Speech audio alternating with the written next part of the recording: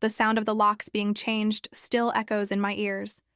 It was a gray Tuesday in October when I found myself standing on the sidewalk of my own home, holding only a small suitcase and the weight of 52 years of marriage that had just been thrown in the trash. "Grace, you have 2 hours to get your personal things," said Brenda, my sister-in-law, without even looking me in the eyes.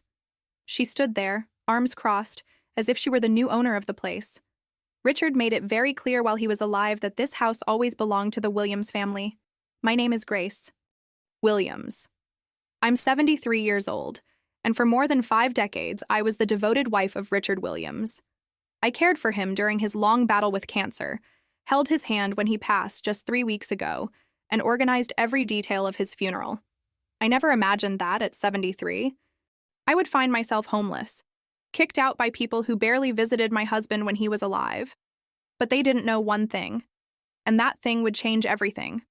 Richard was always a discreet man, especially when it came to money and important papers. His family, Brenda, his younger son, Derek, and his sister Patricia, always believed they knew all his secrets. They always treated me like the wife who got lucky, marrying a successful man, as if I were just decoration in his life.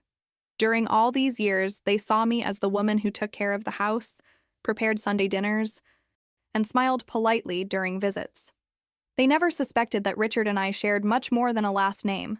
They never imagined that behind my cake recipes and conversations about gardening, there was a mind that Richard deeply respected. "Come on, Grace," Derek insisted, now with the house keys, dangling provocatively in his hand. "You've lived here long enough. Mom needs a place to live, and this house is too big for just one person." I looked at the house where I had built an entire life. The rose bushes I planted last spring were still blooming. The porch where Richard and I had coffee every morning still held our rocking chairs. Every brick, every window, every corner of that place told our story. But there was something they didn't know. Something Richard had entrusted to me just 2 months before he died, when he already sensed that his family would try to kick me out. I picked up my suitcase, walked to my old car, and before starting it, I turned to them one last time. "Are you sure you want to do this?" I asked calmly. Brenda let out a dry laugh. "Grace, dear, stop being dramatic. You're strong. You'll manage. Maybe it'll even be better for you to start over in a smaller place." If you're enjoying my story, don't forget to subscribe to the channel, because what happened next was something none of them could have imagined in their worst nightmares. But before I tell you how I turned their lives into a living hell, I need you to understand who these people were and why they thought they had the right to treat me like garbage. Block 2. The Williams family had always been masters of appearance. From the outside, they looked like the perfect American family. Successful, close-knit, respectable. But I had lived among them for over 50 years, and I knew the truth that lurked beneath their polished surface. You see, when you're the second wife, you learn to watch. You learn to listen. You develop a sixth sense for the undercurrents that run beneath polite dinner conversation and holiday gatherings. For decades, I had been the quiet observer, the one who poured the coffee and served the pie while they talked around me as if I were furniture. Brenda, Richard's younger sister, had always resented me. Not because I was a bad wife, but because I was a good one. She had married young to a man who left her bitter and divorced by 40, and seeing Richard and me happy together was like salt in an open wound. She spent decades dropping subtle comments about how some women just get lucky, as if love were a lottery ticket I'd won unfairly. I remember one Thanksgiving, maybe 15 years ago, when she made a comment that still stings. "Grace is so fortunate," she had said, cutting her turkey with surgical precision. "Some of us have to work for everything we get, while others just fall into comfortable situations." The way she said comfortable situations, like my marriage was a business transaction instead of a love story that had lasted decades. What Brenda never understood was that I had worked, not just at keeping house or making Richard comfortable, but at building something real with him. While she was busy being bitter about her own failed relationships, I was learning everything about the man I loved. His fears, his dreams, his business concerns, his family worries. Richard and I didn't just share a bed and a last name, we shared a life. Derek, Richard's son from his first marriage, was a different kind of poison. At 48, he had never held a steady job for more than 2 years. His solution to every problem was to call Daddy for money. Richard loved his son, but even he knew Derek was weak. "That boy has champagne taste on a beer budget," Richard used to say, shaking his head with disappointment. I had watched Derek's pattern for years. He would disappear for months, sometimes even a year, living his life and pretending his father didn't exist. Then, whenever money got tight or a business venture failed, he would reappear with that charming smile and a sob story. Richard never said no. It broke my heart to watch him hope, every single time, that this would be the moment Derek finally grew up. But I had been married to Richard long enough to see what Derek couldn't, or wouldn't. His father was disappointed. Not angry, not resentful, but deeply, quietly disappointed in the man his son had become. "I gave him every advantage," Richard once told me late at night, staring at the ceiling. "Private schools, college paid for, connections, second chances, third chances. But you can't give someone character grace. That has to come from within." Patricia, Richard's eldest sister, was perhaps the worst of them all. She was the family matriarch, the one who decided who belonged and who didn't. She had tolerated me for decades because Richard made it clear I wasn't going anywhere, but her cold smiles and backhanded compliments had always made it clear what she really thought of me. Patricia had this way of making me feel small without ever saying anything directly cruel. She would comment on my clothes, "Oh, Grace, that's such an interesting choice." Or my cooking, "This is delicious, though it's not quite how Mother used to make it." She had perfected the art of the poisoned compliment, the kind that left you feeling confused about whether you'd been insulted or praised. For years, I had absorbed these tiny cuts in silence. I told myself it didn't matter what they thought of me. I told myself that Richard's love was enough, that their approval wasn't something I needed. But the truth was, it hurt. It hurt to be treated like an outsider in my own family, to be reminded constantly that I wasn't born a Williams, that I had married into a club that would never fully accept me. What none of them understood was that Richard saw through their act completely. During his final months, when the cancer was eating away at his strength but sharpening his mind, he would lie in bed and tell me things that would have shocked them. "Grace," he said one evening in August, his voice barely above a whisper, "they think I'm a fool. They think I don't see Derek coming around more often now that I'm sick, or notice how Brenda suddenly wants to help with my finances. They think I don't hear Patricia on the phone, planning what she'll do with the inheritance." Those conversations in his final weeks revealed a side of Richard I had always sensed, but never seen so clearly. He was tired, not just from the cancer, but from pretending his family was something they weren't. He was tired of Derek's excuses, tired of Brenda's passive-aggressive comments, tired of Patricia's manipulations. I remember adjusting his pillows and asking, "What do you want to do about it?" His eyes, still sharp despite everything, met mine. "I want to protect you. They'll come for you the moment I'm gone, and they'll use my love for Derek against me. They expect me to leave everything to blood family, like you weren't family too." That conversation changed everything. Over the next few weeks, Richard made several trips to his lawyer's office. I drove him, there myself, waiting in the car while he handled what he called family business. I never asked what he was doing. Richard had always been private about legal matters, and I respected that. But I noticed things. The way he would come out of those appointments looking satisfied, almost peaceful. The way he started treating his family's visits differently. Still kind, still loving, but with a distance that hadn't been there before. It was as if he had made peace with something, had settled a debt in his own mind. 3 days before he died, he called me to his bedside and pressed something into my hand. It was a small key I'd never seen before. "Safety deposit box," he whispered. "First National Bank downtown. Box 247. Wait until after the funeral, Grace. Wait until they show their true colors. Then you'll know exactly what to do." Now, standing in that hotel room I'd rented with my credit card, I understood exactly what he meant. They had shown their true colors, all right. The way Derek had looked through our house like he was appraising merchandise. The way Brenda had smiled when she told me I had 2 hours to pack my life. The way Patricia had stood silent, arms crossed like a judge pronouncing sentence. They thought they had won. They thought the grieving widow would disappear quietly. grateful for whatever scraps they might throw her way. They had no idea that Richard Williams, the man they thought they knew so well, had left them one final lesson about underestimating the people you claim to love. I fingered that small key in my pocket and smiled for the first time in weeks. Tomorrow morning I would visit First National Bank. And then the real education would begin. But first, I had to let them enjoy their victory a little longer. After all, the higher they climbed, the harder they would fall. And something told me Richard had made sure that fall would be spectacular. The next morning came too early and too bright. I had barely slept, my mind racing between grief for Richard and fury at his family. But as I sat in that sterile hotel room, sipping bitter coffee from a paper cup, something crystallized inside me. I wasn't going to run away with my tail between my legs. I wasn't going to let them rewrite the story of my marriage or reduce me to a footnote in Richard's life. At 9 o'clock sharp, I walked into First National Bank. My hands trembled slightly as I approached the safety deposit box area, but my voice was steady when I handed over the key and my identification. The young bank employee, probably someone's granddaughter, smiled sympathetically when she saw my black dress. "I'm sorry for your loss, Mrs. Williams," she said softly as she led me to the private viewing room. Box 247 was larger than I had expected.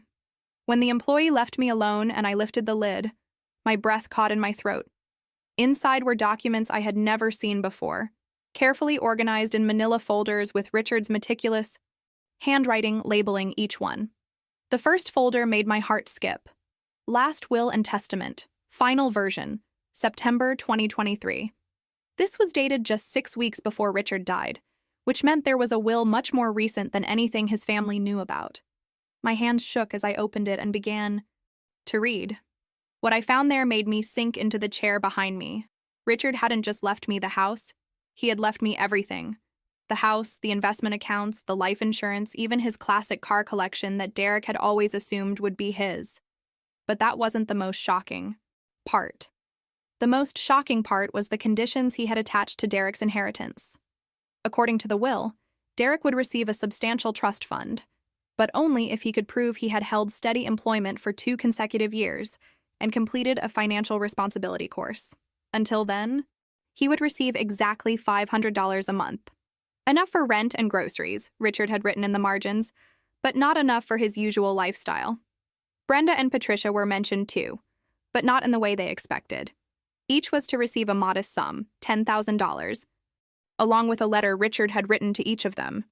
Those letters were in the box too, sealed envelopes with their names written in Richard's careful script. But there was more. So much more. The second folder contained documentation of something that made my blood run cold, a detailed record of Derek's financial manipulation over the years.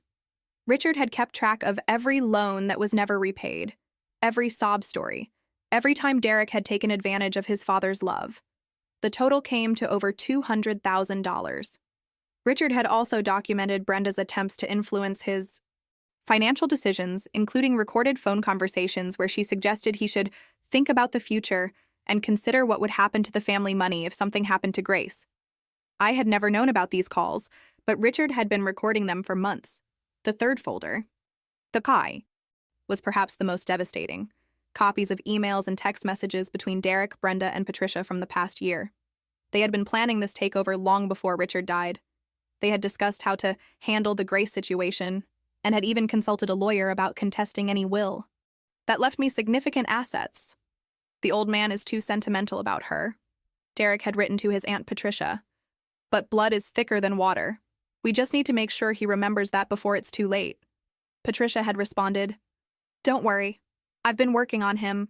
Grace has had a good run, but she needs to understand her place in the family hierarchy."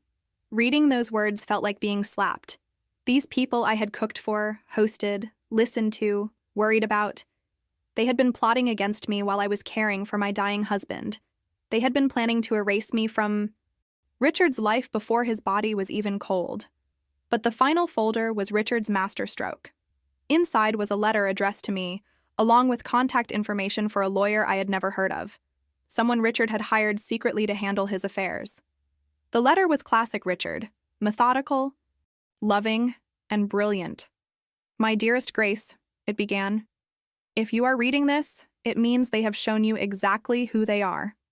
I hope it wasn't too painful, but I knew it was necessary for you to see the truth before you could understand what needs to be done. He went on to explain that he had expected his family's behavior. He had even counted on it.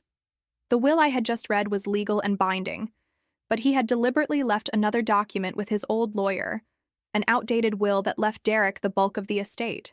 His family would find that will and assume they had won. Let them celebrate, Richard had written. Let them show their true colors completely. Let Derek quit whatever job he might have and start spending money he doesn't actually have. Let Brenda make plans for my house. Let Patricia start counting money that isn't coming to her. And then, when they have fully revealed themselves, when they have made their intentions completely clear, you will present the real will. The genius of it took my breath away. Richard had set a trap, and his family was walking right into it. At the bottom of the letter, he had written something that made tears stream down my face. You have been the best part of my life for 52 years, Grace. You deserve so much more than I could ever give you, but I can at least give you the satisfaction of watching them learn what happens when you underestimate the wrong woman. I sat in that bank vault for nearly an hour reading and rereading everything. Richard had given me more than an inheritance. He had given me the tools for justice. Not just legal justice, but poetic justice. He had seen exactly how this would play out, and he had made sure I would be ready. When I finally left the bank, the box locked away again, and copies of everything tucked safely in my purse, I felt like a different person than the broken widow who had walked in. I felt dangerous. I felt powerful. I felt like the woman Richard had always seen in me, even when I couldn't see her myself. But I also knew I had to be smart about this. Richard's plan was brilliant, but it required patience. I had to let his family continue thinking they had won. I had to let them dig themselves deeper into their own grave. The question was, how long could I stand to watch them celebrate while I grieved alone? How long could I let them enjoy what they thought? Was there victory before I pulled the rug out from under them? As I drove away from the bank, I realized the answer was simple. I would wait exactly as long as it took for them to prove, beyond any shadow of a doubt, who they really were. And something told me that wouldn't take very long at all. The waiting was the hardest part. For 3 weeks, I stayed in that cramped hotel room, watching from the sidelines as Richard's family made themselves at home in my life. Through friends who still lived in the neighborhood, I heard the updates that made my blood boil. Derek had quit his job at the NAI insurance company, the first steady employment he'd had in 2 years. No point in working for peanuts when I'm about to inherit Dad's estate, he had told his manager, according to Betty Morrison, who worked in the same building and attended my church. Brenda had moved into the master bedroom, my bedroom, and had started redecorating. She'd thrown away the curtains I had sewn by hand and painted over the soft blue walls Richard and I had chosen together. According to my neighbor, Mrs. Chen, who stopped by to check on things, Brenda was telling everyone that Grace had finally moved on to something more suitable for a woman her age. But Patricia was the worst of all. She had taken over Richard's study and was going through his papers like a general planning a campaign. She had even called Richard's old lawyer to schedule a reading of the will, expecting to walk away with the lion's share of everything. Every piece of news felt like a knife twist, but I forced myself to remember Richard's words. Let them show their true colors completely. And that's exactly what they were doing. Meanwhile, I was busy with preparations of my own. I met with Thomas Hendricks, the lawyer Richard had hired secretly. He was a sharp man in his 60s who specialized in estate law and had a reputation for being absolutely ruthless when his clients were wronged. Your husband was very thorough, Thomas told me during our first meeting, reviewing the documents from the safety deposit box. He documented everything meticulously. When we present this evidence, there won't be any room for dispute. But Thomas also helped me understand something crucial. Timing would be everything. We need to let them file probate on the old will, he explained. Let them go through the legal process. Let them make their claims public. The more committed they become to their version of events, the more devastating the reversal will be. He also helped me understand the full scope of what Richard had done. The outdated will that Derek would inherit wasn't just a decoy, it was a test Richard had built. Richard had in provisions that would reveal exactly what his son's priorities were. According to the fake will, Derek's inheritance came with one condition. He had to take care of me. He was required to provide me with housing and a monthly stipend for the rest of my life. It was a test of character, and based on what I had seen so far, Derek was failing spectacularly. During those weeks of waiting, I also did something I hadn't done in years. I started taking care of myself. I bought new clothes that made me feel strong instead of invisible. I got my hair styled in a way that made me look confident instead of merely neat. I began seeing a grief counselor who helped me understand that mourning Richard and fighting for justice weren't contradictory. They were both acts of love. I also started keeping a detailed journal of everything Richard's family was doing. Every conversation reported by friends, every change they made to the house, every assumption they voiced about my future. I was building my own case, documenting their behavior just as carefully as Richard had documented theirs. Dr. Sarah Martinez, my counselor, helped me understand something important during one of our sessions. "Grace," she said, "you've spent 50 years trying to keep the peace in that family. You've absorbed their resentment, their passive aggression, their dismissal of your worth. This isn't just about money or property. This is about reclaiming your voice." She was right. This wasn't really about the inheritance, though that mattered. This was about 50 years of being treated like a second-class citizen in my own family. This was about every snide comment, every dismissive look, every time they had made me feel like I didn't belong. But the breakthrough moment came 4 weeks after I'd been kicked out when I received a phone call that changed everything. It was Derek, and he was drunk. "Grace," he slurred into the phone. "I wanted to call and tell you. No hard feelings, about the house and everything.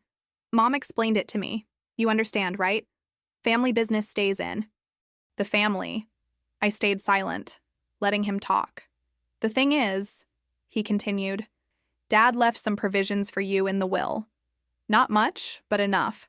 Problem is, I'm gonna need you to sign a waiver. Give up the monthly payments he wanted me to make. I've got some investments I want to make. You understand. Business opportunities. I can give you a lump sum instead, maybe $20,000. That should be enough to get you set up somewhere nice. $20,000. Instead of lifetime care, he was offering me $20,000 and calling it generous. If you're following my story and wondering how I managed to stay calm during that phone call, don't forget to subscribe because you're about to discover exactly how I used Derek's greed against him. "Derek," I said carefully, "that's very thoughtful of you, but I need to think about it. Can you give me the details in writing?" Sure, he said, clearly relieved that I wasn't arguing. "I'll have my lawyer draw something up. You'll see, Grace. This way is better for everyone." After I hung up, I sat in that hotel room and smiled for the first time in weeks. Derek had just handed me the final piece of evidence I needed. He wasn't just taking my home and dismissing my rights. He was trying to cheat me out of the provisions his father had supposedly made for me. Richard's plan was working perfectly. His family wasn't just showing their true colors. They were painting themselves into a corner they would never be able to escape. But I still had one more week to wait. One more week to let them think they had won completely. One more week to let them make the kinds of decisions that people make when they think no one is watching and no one can stop them. The hardest part was that I missed Richard terribly during those weeks. I missed having someone who understood what his family was really like. I missed having someone who saw my worth when they tried to make me invisible. But I also felt closer to him than I had since he died, because I was finally doing something he would have been proud of. I was finally fighting back, and the battle was about to begin. The day of reckoning came on a Tuesday in November, exactly 6 weeks after they had thrown me out of my own home. The probate hearing for Richard's official will was scheduled for 2 o'clock, and I had spent the morning preparing for what would either be the most satisfying moment of my life or a complete disaster. Thomas Hendricks had coached me carefully. "Let them present their case first," he had advised. "Let them get comfortable. Let them think they've won. Then we'll show them what a real will looks like." I arrived at the courthouse 30 minutes early, but I could see Derek's car already in the parking lot. Through the window, I watched him adjusting his tie and checking his reflection. He had bought a new suit for the occasion, probably the first new clothes he'd purchased with his own money in years. Inside the courthouse, the scene was exactly what I had expected. Derek sat at one table with a lawyer I didn't recognize, looking confident and proprietary. Brenda and Patricia flanked him like bookends, both dressed in their finest clothes and wearing expressions of barely concealed triumph. They had saved a seat for me in the gallery, like I was a guest at my own husband's estate hearing instead of his widow and primary beneficiary. The condescension was breathtaking, but I had learned to channel my anger into something more useful. Clarity. When the judge called the hearing to the order, Derek's lawyer stood first. He was a young man, probably fresh out of law school, and he delivered his presentation with the kind of confidence that comes from believing you're stating obvious facts. Your Honor, this is a straightforward case, he began. The deceased, Richard Williams, left a clear will dated March 2022, leaving the bulk of his estate to his biological son, Derek Williams, with provisions for his widow's care. Mrs. Grace Williams has been provided with the terms of that care and has indicated her willingness to accept a settlement in lieu of monthly payments. He went on to detail the terms of the old will, painting a picture of Richard as a responsible family man who had taken care of his wife while ensuring his legacy remained within his bloodline. It was a neat, clean narrative that made Derek look like a dutiful son and me like a well-provided-for widow.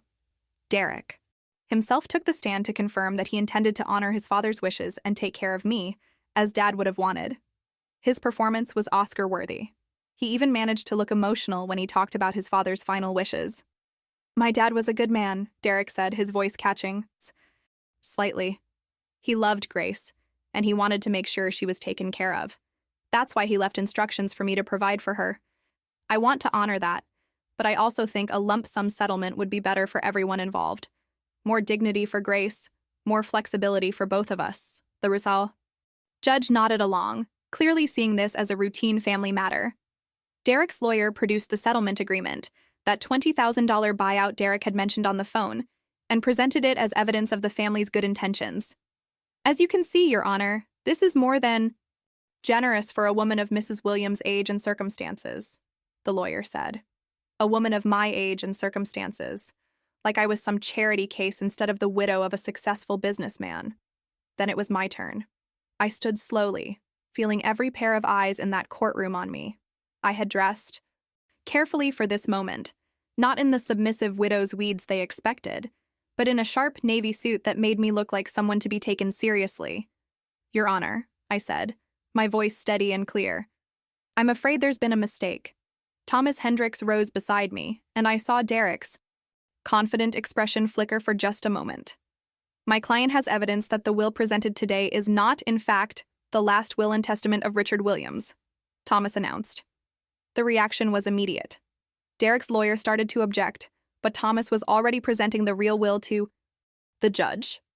Derek himself had gone pale, and I could see Brenda and Patricia exchanging panicked glances behind him. This will is dated September 15th, 2023, Thomas continued. Just 6 weeks before Mr. Williams' death. It supersedes the document presented by the petitioner and tells a very different story about Mr. Williams's final wishes. The judge accepted the document and began reading. The silence in that courtroom was deafening. I could hear Derek's breathing become shallow, could see his hands trembling as he realized his world was about to collapse. But I wasn't done yet. Your Honor, I said, I'd also like to present evidence that the petitioner has acted in bad faith from the moment of his father's death. Thomas handed over copies of everything.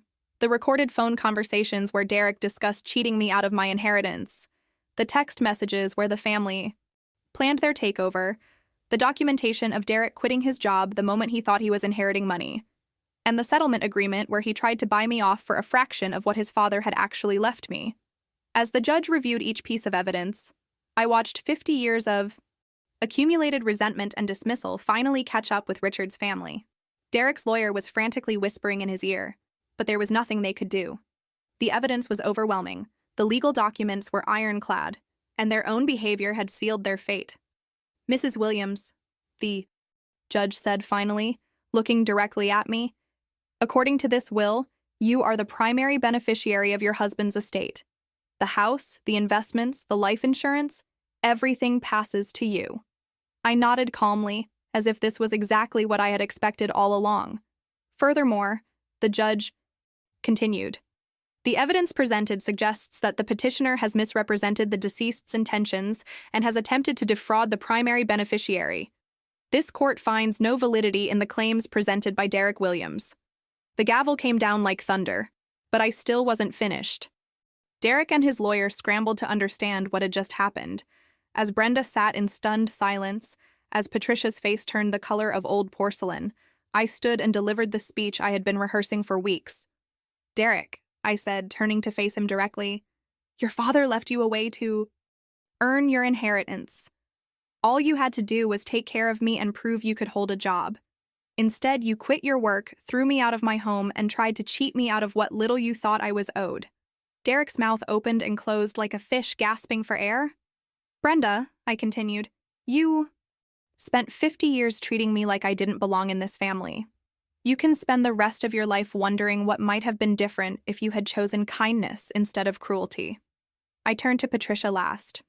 "And you, Patricia. You taught Richard's family that blood was more important than love, that genetics mattered more than character. I hope you enjoy the $10,000 Richard left you, because it's the last penny of his money you'll ever see." As I walked out of that courtroom, my heels clicking on the marble floor, I heard Derek's voice behind me, desperate and pleading. "Grace, wait! We can work this out! It doesn't have to be like this." But it was too late for that. 50 years too late. I had won more than a legal battle that day. I had reclaimed my voice, my dignity, and my future. And for the first time since Richard died, I felt like I could breathe again. 6 months later, I stood in the garden behind my house, watching the spring flowers Richard and I had planted together bloom in the warm April sunshine. The roses were particularly beautiful this year, as if they had been waiting for the chaos to settle before showing their true colors. The house felt different now. Not just because Brenda's ugly decorating choices had been erased and my own touches restored, but because the weight of other people's resentment no longer pressed down on every room.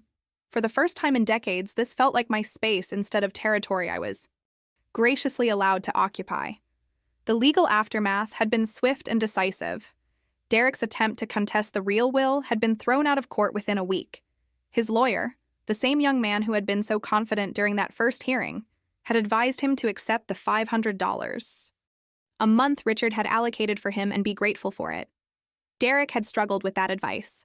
The monthly payments were contingent on him maintaining steady employment and staying out of debt, conditions that proved nearly impossible for a man who had spent 48 years believing this world owed him a living. Last I heard, he was working at a car dealership and living in a studio apartment, learning for the first time in his life what it meant to budget. Brenda had taken the revelation even harder. The discovery that Richard had been recording her manipulative phone calls had shattered her illusion of herself as the caring sister looking out for the family's best interests. She had moved back to Ohio to live with her daughter, taking the $10,000 Richard had left her, and the knowledge that her brother had seen through her act completely. Patricia had simply disappeared. After the hearing, she had cleaned out her apartment and moved to Arizona without leaving a forwarding address. The $10,000 Richard had left her had bounced back to the estate, unclaimed. Perhaps she was too proud to accept what she saw as charity, or perhaps she was too ashamed to take money from the man whose judgment she had so thoroughly misunderstood. But the most profound change wasn't in their lives. It was in mine. For 50 years, I had lived as a supporting character in other people's stories.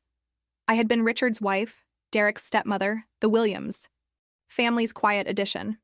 I had absorbed their moods, anticipated their needs, and shaped myself around their expectations until I had almost forgotten who I was underneath all those roles.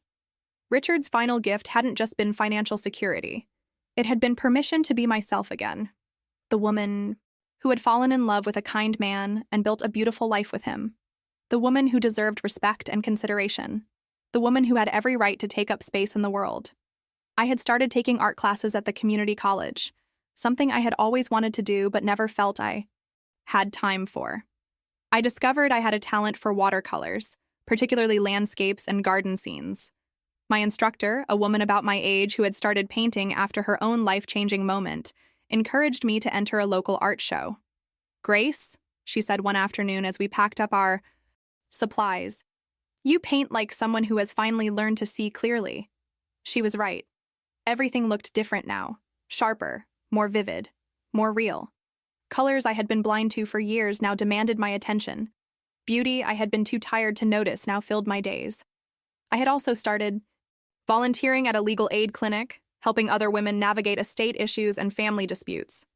So many of them reminded me of myself 6 months earlier, invisible, dismissed, convinced they had no options.